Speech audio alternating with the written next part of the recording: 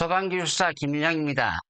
16번째 시간입니다. 오늘은 국내의 차압 제한 설비 기준에 대해 알아보겠습니다. 오늘부터는 방송 시간을 저녁으로 옮겼습니다. 그럼 시작하겠습니다. 오늘 강의는 대연 계산 및 시뮬레이션 제4장 제1절 국내의 차압 제한 설비 기준입니다. 교재는 108페이지부터 118페이지까지입니다. 벌써 주교재 25%를 넘어갔습니다.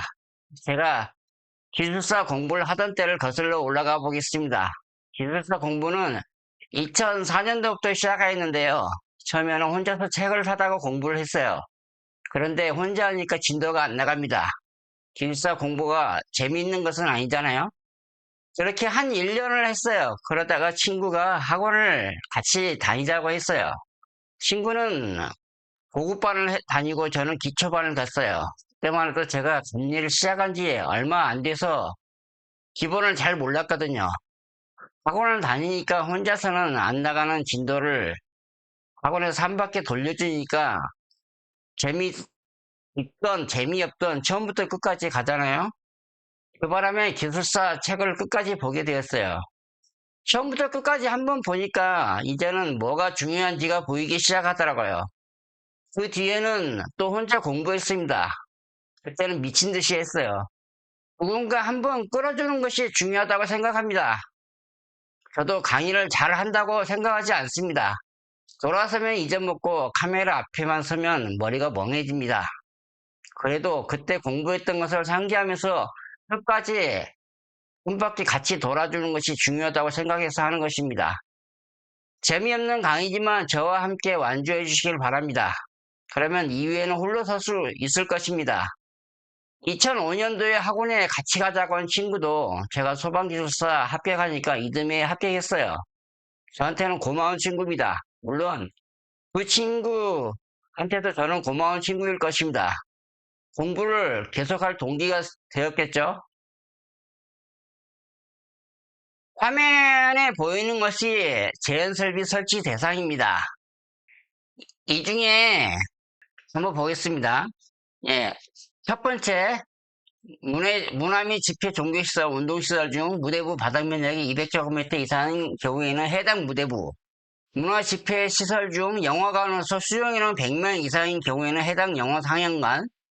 세 번째, 지하층이나 무창층에 설치된 근생, 판매시설, 운수시설, 숙박시설, 위락시설, 의료시설, 노유자시설 또는 참고시설로서 해당 용도로 사용하는 바닥 면적의 합계가 1000제곱미터 이상인 경우 해당 부분. 그다음에 네 번째는 운수시설 중 시내버스 정류장, 철도 및 도시철도 시설, 그다음에 공항시설 및 항만시설의 대기실 또는 휴게시설로서 지하층 또는 무창층의 바닥 면적이 1000제곱미터 이상인 경우에는 모든 층.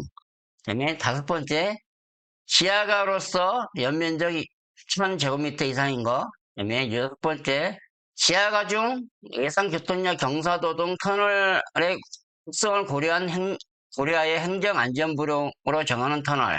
그다음에 일곱 번째, 특정 소방 대상물에 부설된 특별 피난계단, 비상용 승강기의 승강장 또는 피난용 승강기의 승강장. 이렇게 돼 있죠. 이 중에서 이제 1에서 5가 거실 제한 대상이고 6은 터널 제한 대상입니다. 그다음에 일곱 번째가 이제 차압 제한 대상이죠. 그 외에도 토고층 및 지하 연계 복합 건축물 특별법 및 건축법에서 피난 안전구역을 설치하는 경우 그 피난 안전구역이 차압 제한 설비 설치 대상입니다. 또 배연설비 설치 대상을 한번 보겠습니다. 건축법에 명시된 배연설비 설치 대상입니다. 왜냐하면 배연설비 대신 제연설비를 설치를 하는 경우가 있습니다. 건축법 시행령에 명시된 사항을 보면 무창층인 거실의 경우 배연설비를 설치해야 합니다. 그런데 배연설비는 자연배연으로 가능하지만 자연배연이 곤란한 경우 기계 배연설비를 해야 합니다. 초고층의 업무시설인 경우 배연창으로 설치를 한다면 저층부는 배연창을 열어서 연기가 배출되지 않습니다. 오히려 연돌 효과로 인하여 연기가 피난 통로로 끌려 들어오죠. 그래서 보통 구역 제한을 적용합니다.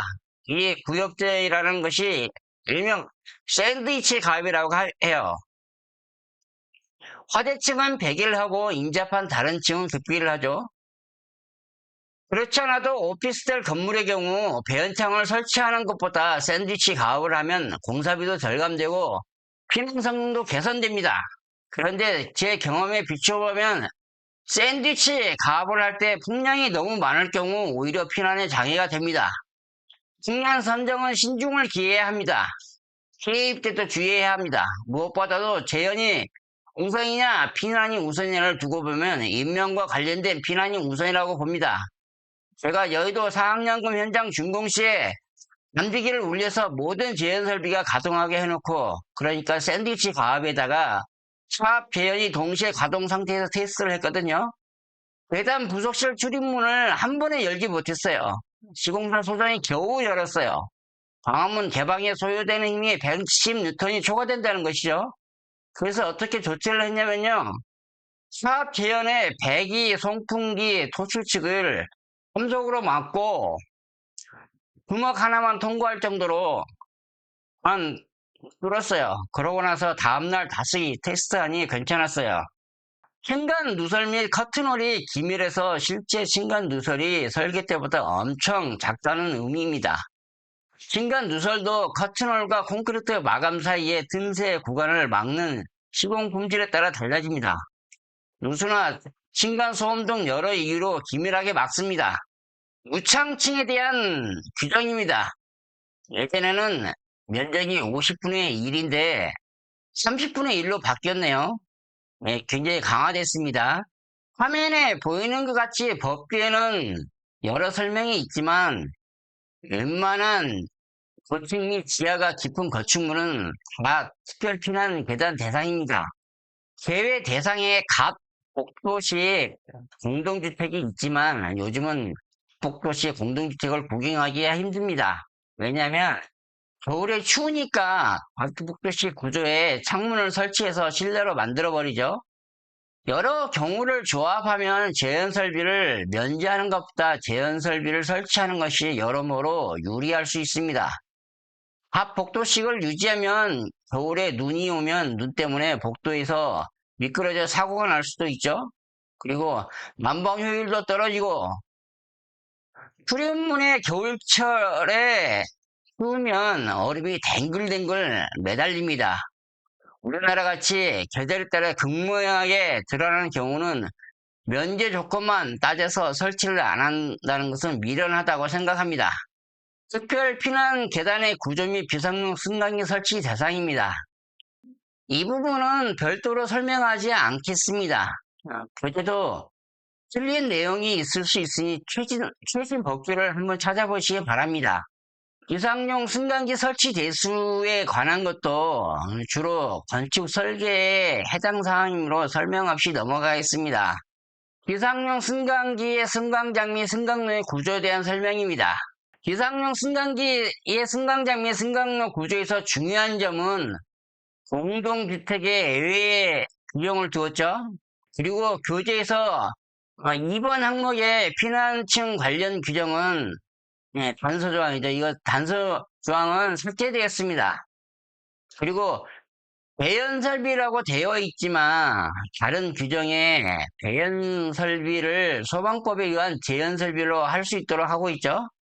그래서 비상용 승강기 및 승강로 구조나 특별피난계단에 배연설비 대신 재연설비를 하는 겁니다. 비상용 승강기의 승강장 및 승강로의 구조를 한눈에 볼 수 있는 그림입니다. 재현과 관련하여 중요한 사항은 출입문의 개방 방향입니다. 안으로 밀고 들어갑니다. 밖으로 밀고 나오면 재현설비가 가동될 때 출입문이 닫히지 아니할 수 있습니다. 피난용 승강기는 비상용 승강기와 차이가 있어요. 비상용은 소방관들이 타는 것이고 피난용은 입주민이 타는 것입니다. 30층 이상이거나 120m 이상의 건축물의 설치 대상이죠. 그래서 아파트는 이걸 피하려고 29층까지만 짓는 현장이 많아요. 그리고 차이점이 여기에 나와있죠. 비상용 승강 차이점은 출입구가 언제나 닫힌 상태를 유지하도록 하고 있다. 피난층에 대한 면제 사항이 없습니다.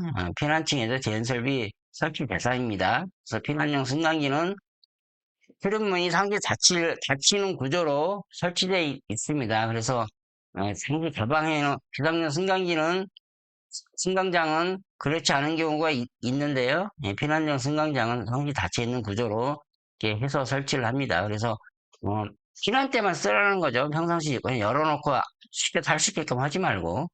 다음 피난 안전구역에 대한 설명입니다. 피난 안전구역은 초고층 건축물 또는 준초고층 건축물에 피난 안전구역을 설치하도록 하고 있습니다. 그래서 피난 안전구역은 30층 이내마다 설치토록 하고 있어서 30층이 넘는 건축물에 설치를 주로 합니다. 그러니까 30층이 넘어가면은 피난용 승강이 더 설치하고 피난 안전구역도 설치를 하죠.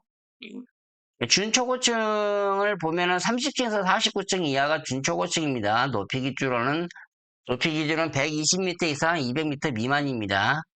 다음은 특별 피난 계단 부속 시민의 피난용 승강기 승강장의 구조 기준을 한번 보겠습니다.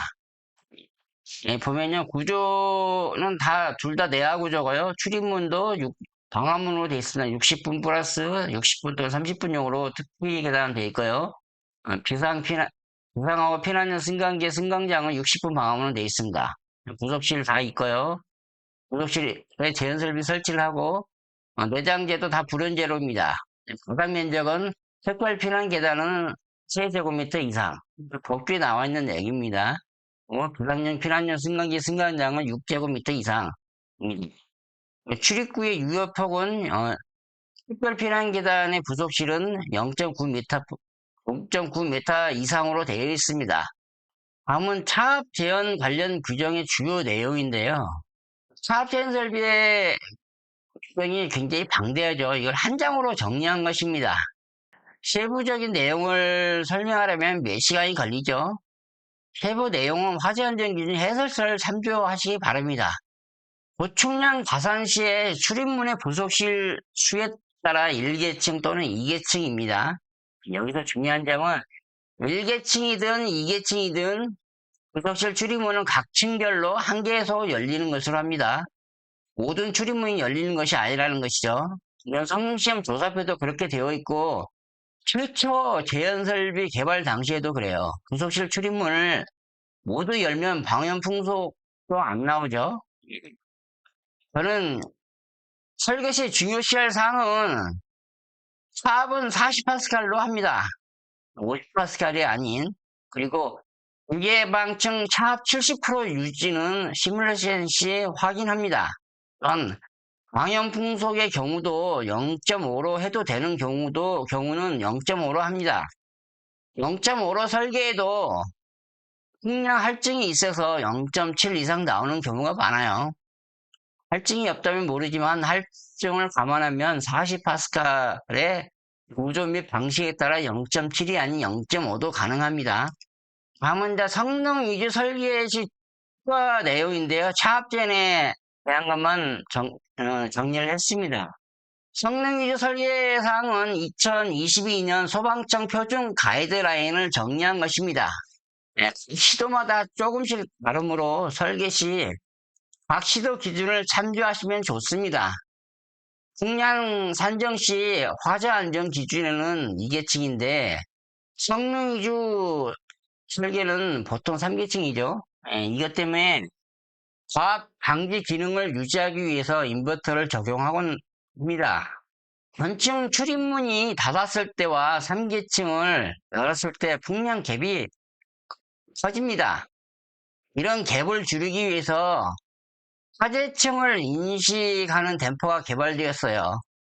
그런 댐퍼를 적용한다면 3계층을 할증할 필요가 없습니다. 고압 방지 대책도 성능 위주에는 명시가 되어 있습니다. 그런데 문구에 이상한 점이 있지 않나요?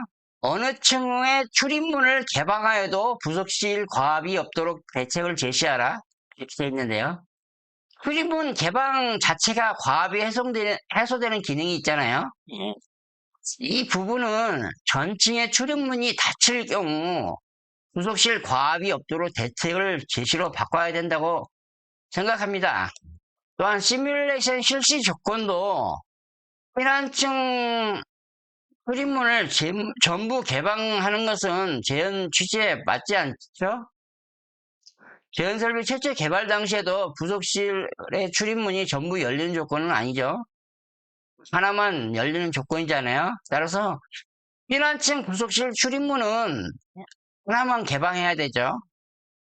예, 오늘은 재현 계산 및 시뮬레이션 강좌의 16번째 시간으로 우리나라 차압 재현 설비의 기준을 살펴보았습니다. 교재의 108페이지부터 118페이지까지 진도를 나갔습니다. 우리나라 기준은 영국 기준을 기반으로 출발했어요. 우리 기준은 좀 더 많은 논의와 실험을 통해서 개정의 필요성은 있습니다. 엔지니어링 관점에서 없어도 되는 규정이 있는 것도 사실입니다. 기술이 한꺼번에 확 좋아지지는 않습니다. 많은 시행착오를 거쳐서 발전하죠. 오늘부터는 첫 방송이 저녁 8시에 시작합니다. 계속 구독 유지해 주시기 바랍니다. 감사합니다.